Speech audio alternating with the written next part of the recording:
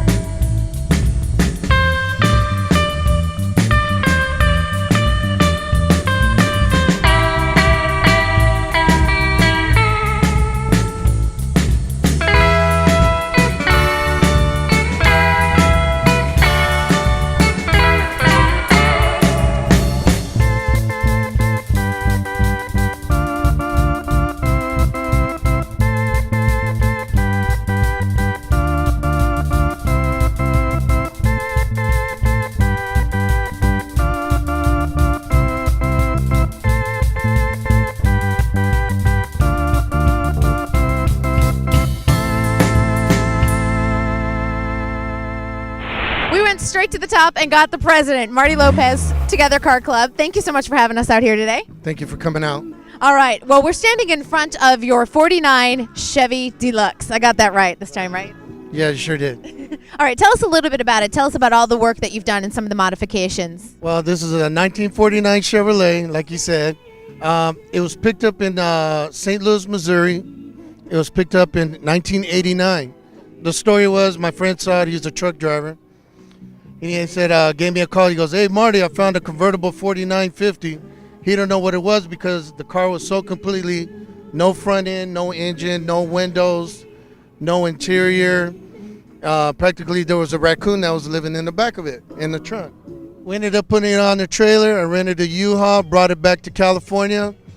I let the car sit in my garage for probably a year and a half until I found all the parts accessories I needed. Through Hemmings, through the internet, through Antique Car Show in Pomona. I happened to find all the parts and everything. And got everything that you wanted. Now, we're at a lowrider show. We're hearing a lot of the hydraulics. Your vehicle has hydraulics in it as well. It does. It has 2 hydraulic pumps. Usually the hydraulic pumps are put in the back of the trunk. But a good friend of mine, Lobos Hydraulics in Monrovia, we talked and I said, you know, I'd like to put it somewhere where it can be eye-catching. So I ended up putting in the hydraulic pumps in front where the motor was at. And that's unusual to have it in the front. It's unusual to have it there because a lot of people say, does it overheat? Does it get extra hot? Does the hydraulics work? Same as, would if it was in the trunk. nothing different, but thing is eye catcher. Well, you know, before we sort of wrap up here, tell us a bit about the Together Car Club, because we got to promote the Together Car Club, Marty. The Together Car Club's been around since 1978, and then we've been around ever since. We get big and sometimes we get small, and what it is we just ride to, like they say, we ride till the wheels fall off. I love it. As you can see of all the cars here, our pride is to wear colors, which is, the Together colors. And then we have plaques in the cars. That's to represent what club we're from. Your whole group, big family. Yeah, one big family, and I just want to thank you guys for coming out. This is our annual picnic that we have every Memorial Day weekend. Thanks for having us. It was a pleasure talking with you, Marty. Right. El Presidente. I love it. Not only did we have the president, but we have the second in command, the vice president of Together Car Club. We have CHAZZ HERRERA with us. How are you? Fine. How you doing? Well, you're enthused. All right, CHAZZ. That's more like it. All right. I'm the third owner of this car, 73 Riviera. It's through my wife's side, so I kept it in the family. So it's a family vehicle. You take the kids out on the weekends? Yes. We enjoy it. Go out on the weekend. Go out, have a burger. Tell us what you did to the vehicle. Well, basically what I did is just tore it apart and just about almost frame off. Restored the whole vehicle. Believe it or not, this car was red on red. I never seen so much red. So you weren't into the red, huh? No. Why green then? It was something I want to keep it like a theme, a theme car. So I was thinking about, like the green skunk. Now you did some modifications on this when it comes to the suspension, right? Well, the suspension really, I kept everything original. If it wasn't chrome plated, gold plated, it was powder coated. It was something restored in this vehicle, and I kept it all original with the 455 4-barrel carb. 400 turbo transmission, and a lot of gold plating. You like the gold plating, huh? Yeah, the bling bling. Yeah, you got to show it. See, you got to show his gold. It's a theme. I told you. There we go. See? That's right. That's right. The person and the car. All right. Now, how long have you been with the Together Car Club? But together, I've been going on 11 years now. I'm vice president the last 5 years, and I'm real dedicated to the club and loyalty. This car only has 76,000 miles for a 1973. I think that's pretty amazing. Yes, it was mostly parked. It was at the point where, the great grandma, she was too old and she couldn't drive the car, so she had to park it, and it sat for a while. And now you've started to put it out on the road again. Right, it's back to life again. Excellent. Well, CHAZZ, thanks so much for talking with us today.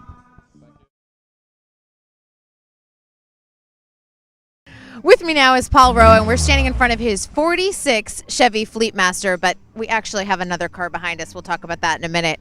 Hey, Paul, tell me all about your vehicle. Well, this is a 46 Chevy Fleetmaster. It's the first car that Chevrolet made right after World War II, meaning you're going to see a lot of the chrome here that you don't see in the 47s and the 48s. Also, too, because it was made right after the war, front license plate is optional in this car. A lot of the chrome here was added so this way Chevrolet could bring out the car and make it a top seller. These are kind of rare, the 46, anything from a 46 two-door, 46 four-door.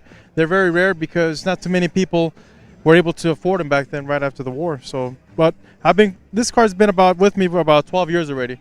It's as old as my oldest son, Paul. This is the car I'm going to be giving to him. I already promised him the car. Wait, is this his vehicle for his 16th birthday? Yes, this is going to be his vehicle for his 16th birthday. Guess whose house I'm moving into? There you go. There you go. Do you know how many vehicles were produced in 1946? Do you have an idea? 13,000. So we're talking low production. Very low production, right? Because of, like I said, because of the war. Steel was used for the tanks and to help the United States out. Now you have also done a bit of customizing because we are at a lowrider show. We're talking about the suspension. Right. The suspension was lowered about $2.5. He's you could say the godfather of lowriding. So he's the one that does most of the work. I actually bought the car off him about 12 years ago. When I did buy it off him, it was just a rolling chassis, meaning no engine, no interior, no tranny, basically nothing. It was worse than a barn car. It was just sitting there by itself. And so you brought it back to life. Over the past 12 years, with Joel's help and with Mike Ramos' help, we did get a lot of the parts together, a lot of the chroming, a lot of the paint, and bring it back to the stage it's here, which is I'd say about 95% complete already. You and I talked a little bit about this beforehand, but I was talking about what I think in my mind of what classic, lowrider cars are. I think of like 70s and 80s, and maybe it's like from the movies that sort of gives me that all the hydraulics. You haven't done any hydraulics to this vehicle. Why is that? The reason is, to me, a lowrider is considered something from 50s, 60s, and 70s, which is like your Impalas, your Monte Carlos, and your Regals. This is considered more of a bomb, meaning it's there. We know that it doesn't go fast at all. I mean, I'll take this in the freeway 45, 50 miles per hour, and the suspension that it does have right now, anytime I hit a pothole, I will bottom out, meaning I'll hit the bottom of the car and break one of the glasses like I did now. I mean, earlier this week. Suspension-wise, a lot of people do put hydraulics in it, airbags, to smooth out the ride, but this one I decided to keep it just as is. And a lot of times too with the suspensions, when you do have hydraulics and airbags, it kind of messes up the ride a little bit. And this one's already, I like it the way it is now. That's good to hear. Now I also hear you have another car behind us, so should we check that out? Sure. All right, let's go over here. Okay, now we have Paul's 1938 Chevy Master Deluxe. What makes this car different than your other one? This one actually is about 8 years older than my 46 Chevy Fleetmaster. This one, as you can tell, the body's totally different. It's a lot narrower in the front. Engine-wise, it's still the same 216 with a 3-speed transmission. This one here is going to go to my other son, Capitan. He's 4 years old right now, but in another 12 years, it's going to go to him. That's the reason. 12 years! That's the reason I bought it, because he's already asking me, big brother's getting a car, what about my car? So this one is for him right here. Okay, so this is going to your older son, this is going to your younger son. Correct. What car do you get? Well, I don't know which car I'm going to get. I get my regular car, my regular everyday car. I get none up, but I'll be able to drive them while they're enjoying it and get the love of the car, the love of the low riding, I guess you want to call it that too. You did not do any customizing on this vehicle? This one I left at stock height. 16-inch wheels are still there. It still has the tires with the tubes in it. The interior was kept as original as possible. The only thing I did add that was different was the radio. I added an aftermarket radio. The original radio does work. Everything is still running on 6-volt, whereas this one here was 12-volt. Oh, wow. So 6-volt, that means the lighting, it doesn't have enough power to power at all. Well, thanks, Paul, for sharing all of your vehicles with us. I appreciate it, and I'll be moving in next week. Oh, okay, sounds good.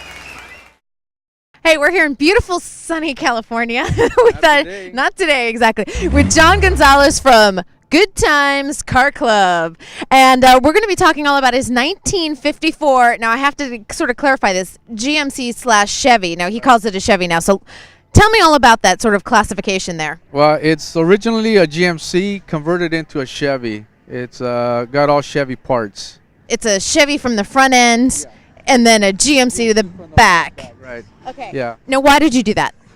For the looks. GMC is too ranch hand looking compared to a Chevy, which is... We don't want to look like a ranch hand. No, we don't. Believe it or not, I took it off a ranch. Okay, I got it off of a backyard in a ranch and brought it out to the city.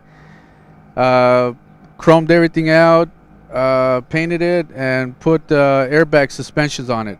Now, you have to explain the airbag suspension to everyone at home, because I was like, an airbag? Well, I know what an airbag is, but it's totally different. So explain that. It's not something that pops out when you have an accident, okay? This is a suspension that instead of shock absorbers or leaf suspensions, it's got airbags, which are adjustable, controlled by air. What you do is, if you fill the bags with air, the whole truck rises. If you deflate them, the whole truck just drops. Okay, right now they're inflated. Okay. We're gonna deflate them. You could go lower than that. Okay, now this is what I want to know about lowriders, because I always see cars like this, like out in the road. I would worry that I would, bottom out my vehicle. Well, no, because you still have shock absorbers, and which control the weight of the car, so it won't bottom out. So, Which do you prefer it? Low or high? it depends on who's looking. If the police are out there, I have it stock, original. But if you got competition out there, you might want to show off and maybe drop it or something. All right, John, thank you so much. I appreciate it. Next up, we have a father-daughter team. We have Joey and Erica Hernandez with their 1983 Grand Prix, right? Yes, ma'am. There are modifications on this that are unbelievable. So tell us about what you guys have done. We run a lot of money through these cars. We have 12 batteries running through the back, 2 pumps running for the front. It's strictly competition hopping. I have 10 switches where this car goes side to side, corners, as you can see, front, back. It costs a lot. I was looking at those batteries. That is amazing. I was like, what's the gas mileage? And you're like, that's thrown out the window. That's already out the window. Most of the time when we go to shows, we go to Indio, San Bernardino, we haul it. We go to Vegas, we haul it on a trailer. We have a Suburban to haul it with us.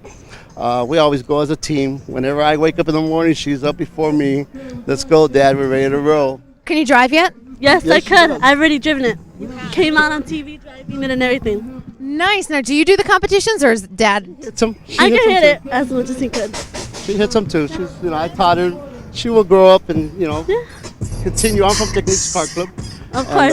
And, I've been there when I was 15. I won't say how old I am now, but At least maybe a decade, right? it's still good. And it's just a good family thing. We all come together. There's all our people out here. We all come together, have a good time. Well, when did your interest start in all of this? Ooh, back in he is 76, right around there. Did you have family members or My friends? brother-in-law got me involved in it. He got me started with the car. I was 15. I had my first lowrider. Wow. So I was doing pretty good. All right. Now, I took a look at some of the gauges and the controls. It looks like the Batmobile. Do you feel like Batman in it? There's a lot of competition out here. It depends what you want to hop out here, how much you want to hop. And there's like actual lingo. I saw like the spider walk and like the pancake. It does have the spider walk. What is the spider walk? That's what it is doing right now. When I drive up the street, it will stay on 3 wheels. I'm driving on So 3 wheels is the spider walk. What's the pancake? I saw the pancake. Pancake will be the whole car drop down. You could go up and down on Pancake. Now, Erica, do you find that a lot of other girls? I mean, I wouldn't think that a lot of girls are interested in this. Some girls are interested, some girls are not, but I am. I've been interested since I was a kid, so When you compete, are you one of the few girls competing? yeah, I would. This will be mine. If there's It girls would. that come out, yeah, I'll let her take it up the street right here and play with it. It's, Nice. She knows how to drive it. She Yeah, knows what's I know how to drive do, how to it, hold what to it. do to it. Okay, can you guys tell me, because I've been watching everyone drive up and down the street, like when 2 cars meet each other, they're like, it's like a whole like little like hop off or whatever it is. I don't even know. To Their me, it's a dance-off. competition. Their competition to see who. We had a little hop earlier up the street right here from San Diego. A car came down. We had one from LA, and they both competed to see who goes higher. Whose hop's bigger than the other? It's all about I like it. who gets up higher. Yep. As you can see in my car, most standard cars have 12 batteries running in the back of their cars for competition. How long would those batteries last in that Oh, vehicle? I charge them every time I go to a show. Yeah, every time. It takes me about 24 hours to charge those batteries. My wife switches the batteries every 2 hours, or if I'm not home, my daughter would do them. She knows what to do. She'll hook up the chargers and switch them over. That's awesome. I'm so fascinated by this. Thank you guys for sharing that with us. Good luck.